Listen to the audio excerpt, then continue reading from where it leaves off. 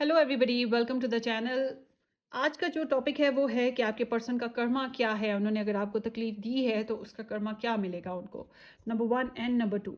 Let's start with the number one, the devil. So उनकी जो है, उनको कोई नशा लग सकता है या उनके साथ कोई गलत पार्टनरशिप करेगा जिस पे उन्हें धोखा मिलेगा, नुकसान होगा।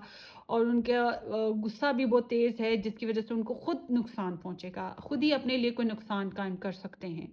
और अगर किसी के साथ पार्टनरशिप करेंगे या किसी और रिलेशन में जाते हैं तो वहाँ पर भी इनको नुकसान होने का अंदेशा है।